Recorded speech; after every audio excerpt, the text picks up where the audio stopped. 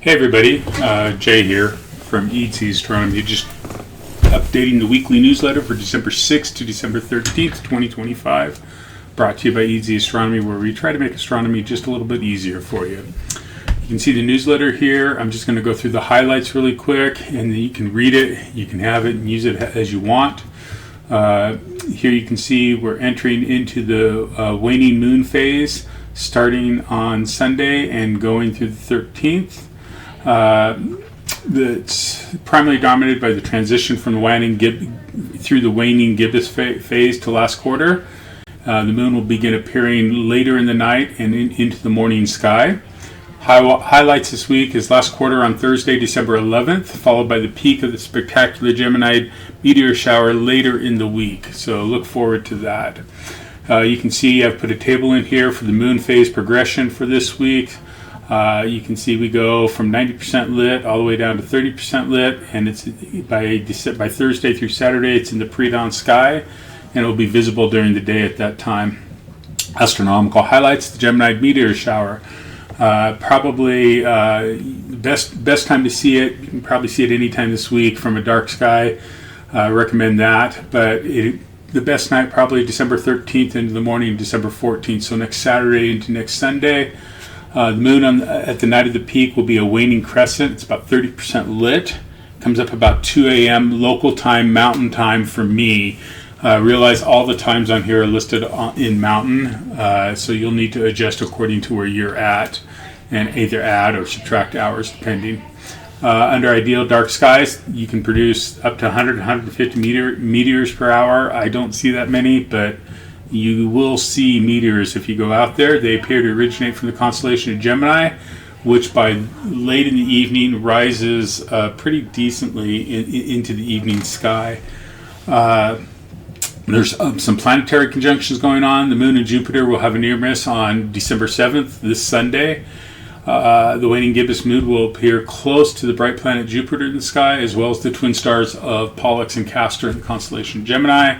Look to the east-northeast sky in the late evening. Jupiter is extremely bright. You'll see it along with the two stars of Castor and Pollux.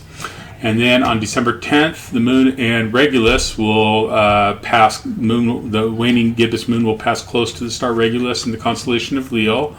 That's going to be a late night, early morning sky, so you're going to want to get up for that if you want to see that or capture that. Lunar observing this week, moon and Jupiter on December 7th, like we've already talked about. Lunar terminator detail from the 8th to the 10th as it moves to its last quarter phase. That's a great time to see the detail for the last quarter along the terminator. And it's the terminator again is where the shadows are longest, highlighting the dramatic mountains, craters, and riles. It's great for imaging and sketching. I haven't gotten any lunar sketching in over this lunar cycle because my skies have just been horrible. We've had a lot of storms and clouds come through. It's actually snowing this morning. The region around the famous Sea of Tranquility will be coming into view during this time. Great time to take a view of that. Last quarter moon on December 11th, it reaches there. At this point, the moon is exactly half illuminated on its western left side. It's one of the best times to actually look at the moon during the day if you can get up there. It rises around midnight and is high in the sky during the morning. So it's kind of a fun transition. I've actually observed a little bit in the day, early morning. It's kind of fun. Solar system. 2 comets. Remember I put in here the link to Skyhound comet chasing right here for Findercharts and information about the comets that are visible both visually, telescopically, and with binoculars. Go ahead and go over there and take a look. Their suggestions are really good. I highly recommend that. I'm just going to give you some highlights. Comet C25 2025 A6 Lemon is really fading as a binocular target right now. It's fading from approximately magnitude 11 around the Sunday, December 7th, to around magnitude 11.4 by the 13th next Saturday. The naked eye limit magnitude is about 6.0. Binoculars typically reach about 9 to 10, so it really is outside of the binocular there. It's currently very low on the horizon. You probably need to be farther south than I am in northern Utah. It's moving from Ophiuchus to Scorpius right now. It's probably best to use a computerized telescope with large aperture, 8 to 10 inches or more, to track the comet low in the southwestern sky shortly after astronomical twilight ends, and you're just going to get a real short time on that one. 3i Atlas, it's very faint. Its magnitude is right now about 13 to 13.6. It's rapidly dimming as it continues to move through our solar system and leave us.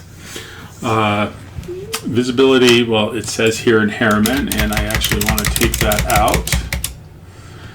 Late evening, morning sky. It's visible for much of the night as it moves through the constellation of Virgo, as Virgo rises late in the night sky. So you can look for that. It's you want to get up probably early for this. I know for myself, it's about a 2 a.m., 3 a.m. thing right now.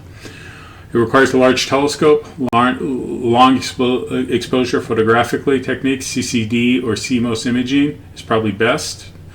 Again, I want to make this point. This is not an alien spacecraft, regardless of all the crap that's out there. Here's the latest image that was released from NASA. Hubble Space Telescope took it on November 30th. It was focusing on imaging the comet, not the stars around it. That's why the stars appear as streaks. And I've actually put 2 links in here. You can get the image to this link right here. Also, NASA has an FAQ that I would really, if you have any questions on the comet, 3i Atlas, go there and look at their FAQs.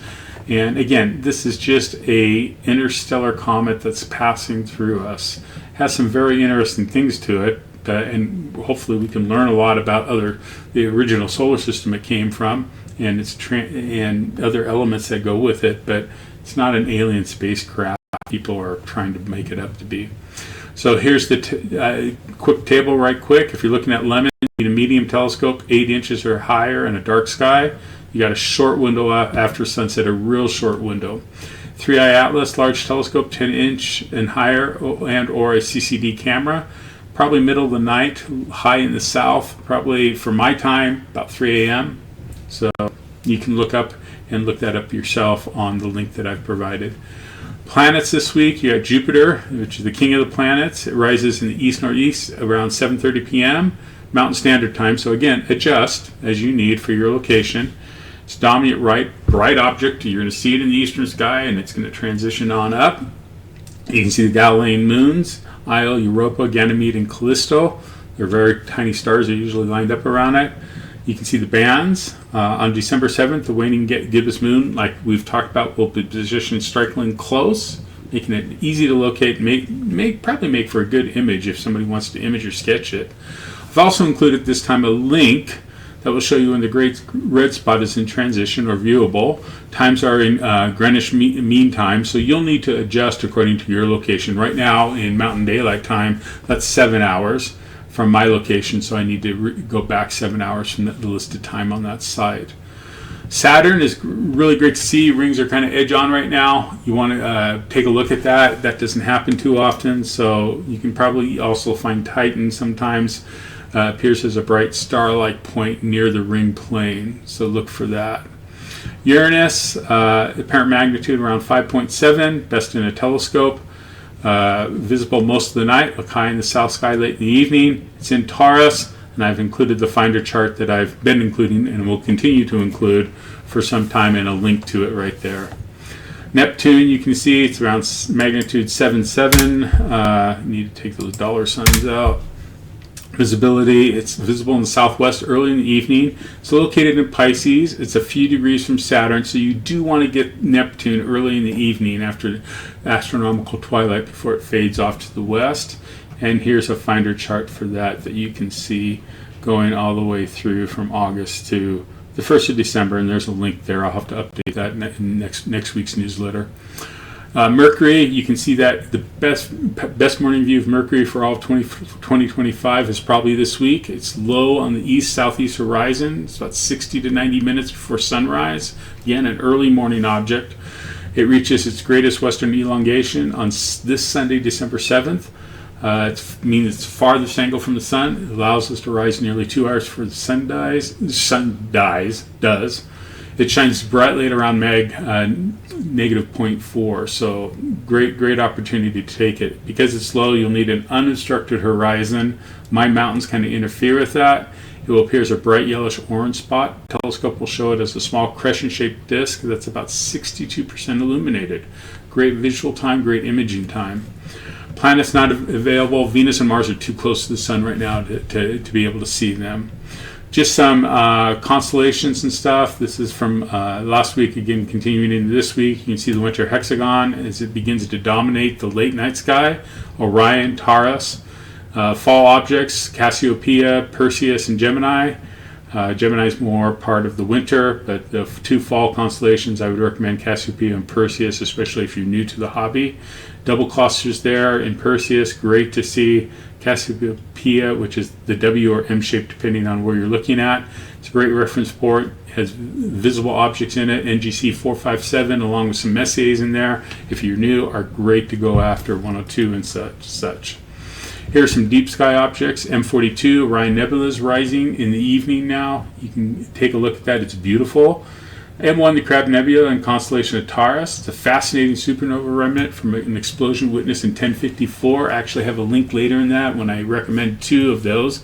I did that this week in Eadsy Astronomy. M35 is a great thing to see right now, along with the double cluster, like I mentioned in Perseus. And then NGC 2158, which is a much smaller and denser open cluster right next to M35. They make a great view. Could make a great wide field sketch, great image opportunity there. Binocular and naked eye targets, you got the Pleiades, M31 Andromeda, the Hyades in the constellation of Taurus. If you're at a dark site, you can try M33. It's a challenge object, so we're going to put that in there. Again, dark skies are the best, and probably the best to go off there. Off the beaten path, so to speak, on deep sky objects, there's some planetary nebulas that I would recommend right now. The Eskimo Nebula, NGC 2392, or the Clown Nebula, depending on how you want to do it. Actually, there's a little bit of update on that. They've changed this, and I guess I should change this. I've always called it the Eskimo, but out of respect for the Eskimo and Inuit people, they're really moving to the Clown Nebula on this one. It's near I really don't like that it's near. It's in the same constellation.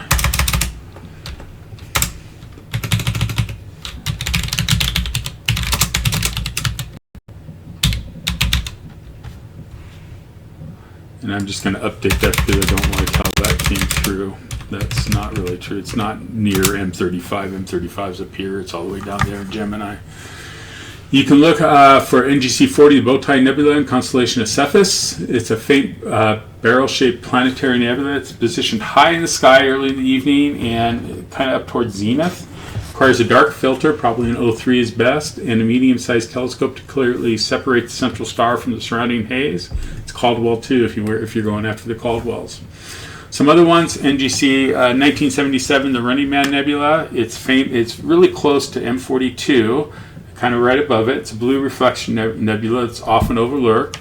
Really requires a wide field of view and benefits greatly from being viewed on the nights before the moon rises this week. Find the sort of Orion M42 is in the middle, and Running Man is just north of M42. I've listed what you can expect to see visually. You'll see a faint diffuse blue glow reflection nebula surrounding some stars. It's really illuminated by the hot star 42 Orionis. Not the Man, distinct Running Man outline is due to the dark dust lanes blocking light. A feature more obvious in long exposure videos. Some people, as I've shared down here, have seen it and sketched it. Take a look at it. See what you get. I have Hugh Glauman here in his 27-inch scope. A sketch from him. Eric 86 at Cloudy Nights in his 17.5-inch Dob. And then Brian Doyle, aka Lunar, and his 10-inch Orion XT10 from about 2010. And then probably the most fascinating post is the best of the deep sky objects in Cloudy Nights, Alan Dystrup. In post 45, go to post 45 in that link. He gives an excellent reference for observing many of the nebula and other objects in Orion. He does Gemini before that. So that's worthy to take some time and look at. I'd really invite you to do that. ICC 434 and B33 is a challenge object. The Horsehead Nebula, it's notoriously difficult. It's in Orion, and you really need to be at a dark site to see it. You're going to need an H beta filter to best see that. and then I kind of give it instructions there. The NGC 891 is a good challenge object. It stands out really good. And then supernova remnants, just because I did a post on that this week. You got Messier 1, IC 443, and both objects are great visually or to image. News from the web this week: Roman Space Telescope construction is complete. You can read about it there. James Webb finds a Milky Way twin. That was pretty cool, I thought. And then some new cosmic discoveries. You can go through those. And it looks like the Artemis program is aiming for a September 2025 launch, put a crewed Artemis 2 around the moon to go out, orbit it, and come back. That's the newsletter this week. I hope you find it helpful and useful. Hope it makes astronomy just a little bit easier for you. Keep looking up. I hope you have cleared open and dark skies around you. And enjoy the night sky, however you do it. Have a good one.